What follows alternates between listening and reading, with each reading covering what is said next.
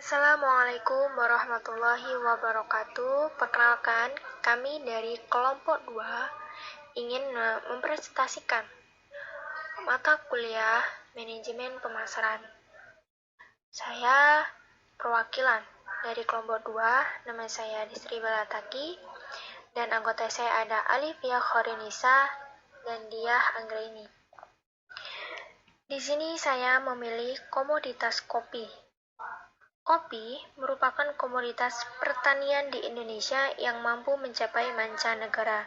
Terbukti Indonesia menempati peringkat 4 dunia setelah Brazil, Vietnam, dan Kolombia, dan menjadi devisa terbesar keempat untuk Indonesia setelah minyak sawit, karet, dan kakao.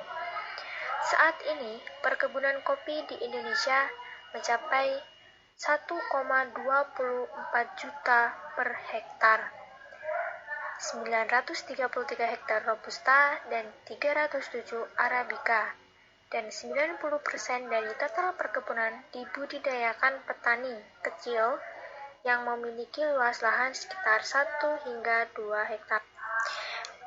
Untuk produk UMKM, saya mengambil kopi Lampung Cap Jempol, karena kopi ini cukup digemari oleh kalangan kaum muda berumur 20 hingga 30 tahun. Mengapa? Karena mereka tergolong dalam kategori dewasa awal yang masih aktif bekerja.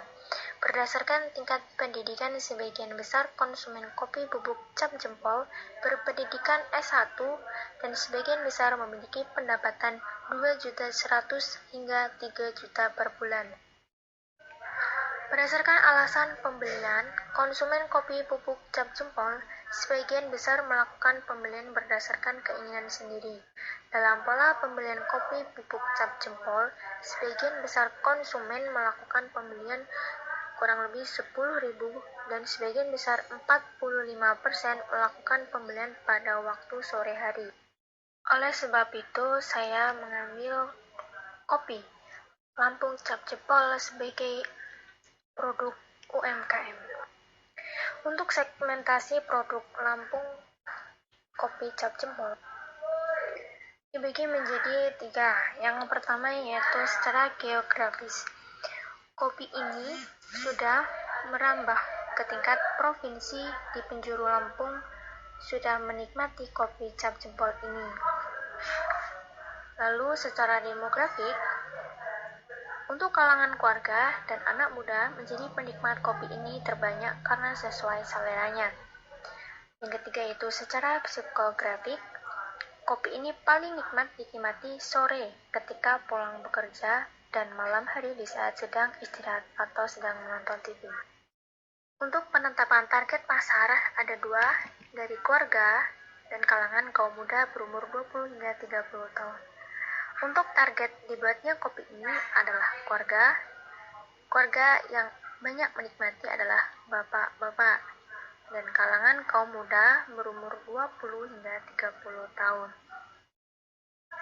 Lalu untuk positioning pasar ada 3 yang membuat kopi ini tidak dilupakan oleh penikmatnya.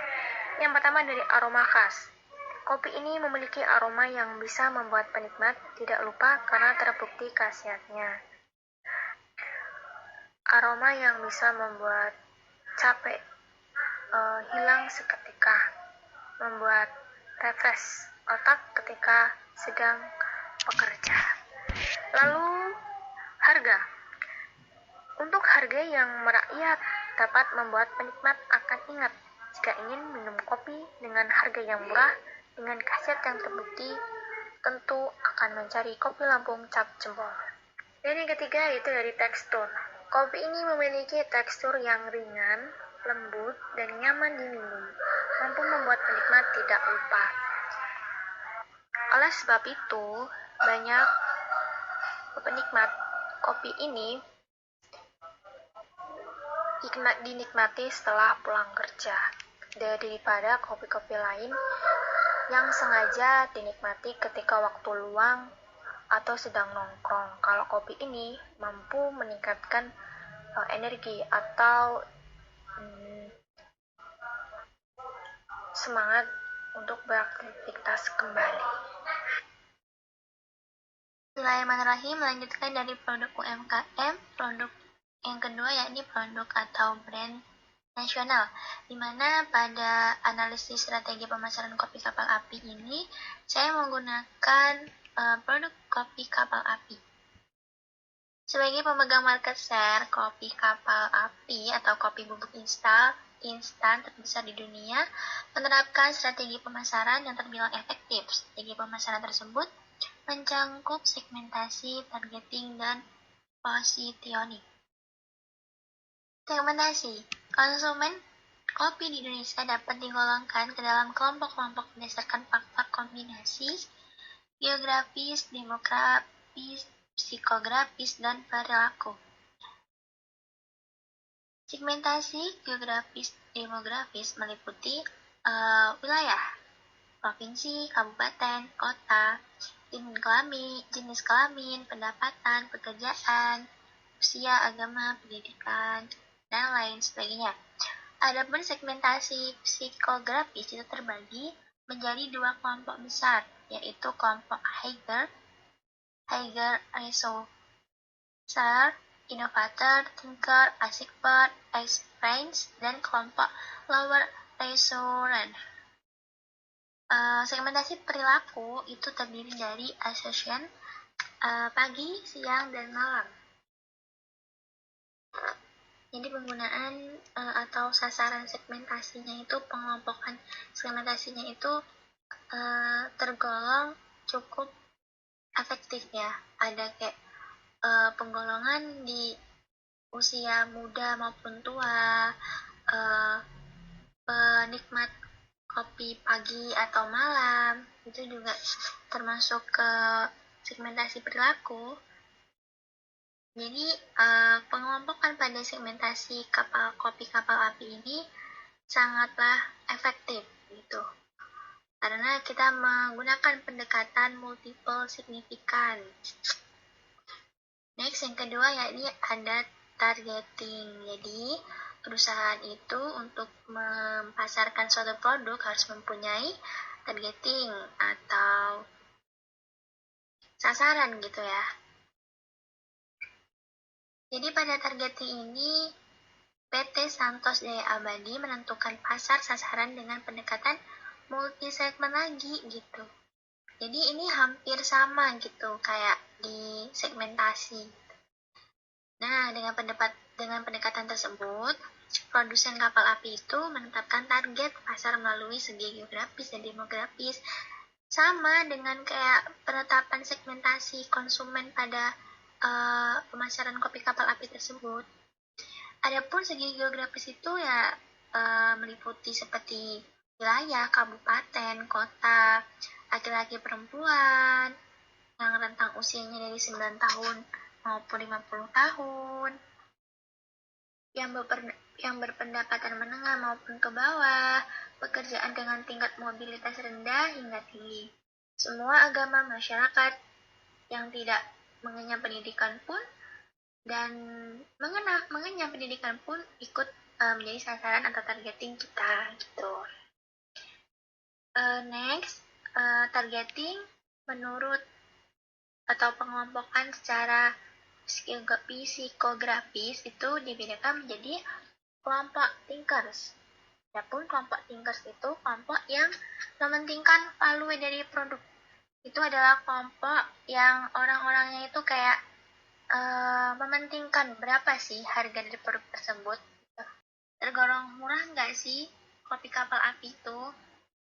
Yang kedua, kelompok experience. Kelompok berjiwa muda yang mengeluarkan sebagian besar pendapatannya untuk bersosialisasi di kafe. Itu target kita juga. Dan believers, kelompok yang konservatif. Dan yang terakhir yakni kelompok surveyors, kelompok yang sangat setia kepada brand favoritnya. Itu bisa dibilang tuh kayak langganan kita gitu. Sasaran dari segmentasi perilaku terdiri dari occasion, pagi, siang, dan malam hari. User status, potensial user, first time user, and regular user. Hardcore, loyal terhadap brand kopi kapal api, konsumen yang antusias dan menyambut positif produk kapal api. Next, positioning. Jadi pada positioning ini secara garis besarnya itu kayak sebuah usaha kita gitu. Untuk bagaimana sih produk kita tuh dipasarkan dan konsumen itu bisa dengan mudahnya mengingat produk kita gitu. Kesannya itu apa gitu yang menarik gitu. Usaha kita untuk menarik gitu. Usaha kita untuk membaurkan produk kita supaya produk kita tuh kayak mudah dikenang, mudah diingat sama konsumen. Adapun kopi kapal api ini sudah familiar ya, slogannya itu yang terkenal dengan jelas lebih enak. Itu adalah slogan dari kopi kapal api. Untuk memenangkan persaingan dengan para kompensionnya, produsen kapal api itu harus benar-benar mengetahui point of difference dari produknya. Kopi kapal api yang diolah dengan tradisi keahlian memperkenalkan diri sebagai sang ahli dalam meracik. Itu termasuk dari positioning entrepreneur atau perusahaan PT kapal api tersebut. Yang diolah dengan tradisi keahlian memperkenalkan diri sebagai sang ahli dalam meracik. Kopi bubuk dan kopi instan dengan ramuan istimewa yang turun-temurun, kapal api menawarkan cita rasa yang khas dan aroma yang lebih kuat dari merek kopi kapal api lainnya. Baik, sekian penjelasan dari brand produk nasional kopi kapal api. Berikutnya akan disampaikan oleh rekan saya mengenai produk multinasional. Kepada dia Anggraini dipersilahkan. Baiklah, saya akan melanjutkan presentasi, yaitu tentang produk atau brand multinasional atau global, di mana saya mengambil produk, yaitu kopi Nescafe. Untuk segmentasi produk Nescafe terbagi menjadi 3, yaitu segmentasi geografi, segmentasi demografik, dan segmentasi psikografik. Untuk segmentasi geografi, Nescafe membagi negara menjadi 2 segmen, yaitu segmen selatan dan segmen utara, di mana segmen selatan mengonsumsi kopi itu paling banyak dan lebih suka kopi yang keras dan panggang. Kemudian, untuk di segmen utara, itu mereka lebih menyukai kopi instan. Jadi kopi instan Nescafe dikonsumsi dalam jumlah yang lebih tinggi atau lebih banyak. Kemudian segmentasi demografik. Itu mereka pasar sasarannya itu mahasiswa muda, eksekutif kantor, wira swasta dengan usia sekitar 17-30 tahun. Selanjutnya yaitu segmentasi psikografik. Di mana pasar sasarannya itu untuk orang-orang yang minum kopi. Orang-orang yang penyuka kopi, karena dulu Nescafe ditargetkan itu untuk diminum di pagi hari. Tapi saat ini kopi Nescafe bisa diminum kapan saja oleh penikmat kopi, terutama anak muda. Kemudian selanjutnya target market. Target pasar utama Nescafe yaitu peminum kopi. Khususnya mereka yang mencari solusi cepat untuk kopi berkualitas. Orang yang ingin meminum kopi tanpa kerumitan atau instan atau siap dalam sekejap. Semuanya itu demi kenyamanan rumah mereka sendiri. Nescafe juga menawarkan kopi yang dapat dinikmati di mana saja sesuai keinginan setiap orang. Dan juga Nescafe ini memiliki banyak rasa, banyak varian. Jadi mereka tidak hanya minum kopi hitam saja, kopi klasik saja. Jadi mereka juga menambahkan varian-varian rasa agar para pencipta kopi ini tidak bosan. Kemudian yang terakhir yaitu positioning. Nescafe mendorong promosi kopi oleh merek atau distributor lain karena hanya akan memperluas pasar kopi yang sedang tumbuh. Semua pesan promosi fokus pada memberikan cinta antara dua orang. Berbagi secangkir kopi ditampilkan sebagai simbol berbagi kebahagiaan. Dan juga Nescafe ini bukan mendapatkan mereka mempromosikan gelas merah Nescafe itu sebagai simbol populer yang mengaitkan brand Nescafe dengan konsep berbagi kebahagiaan.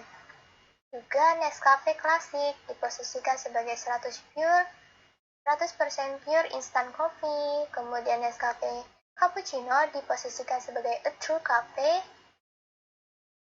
Dan juga Nescafe memiliki slogan It all start with Nescafe. Sekian presentasi dari kami, kurang dan lebihnya kami mohon maaf. Kepada Allah kami mohon ampun. Kami akhiri. Wassalamualaikum warahmatullahi wabarakatuh.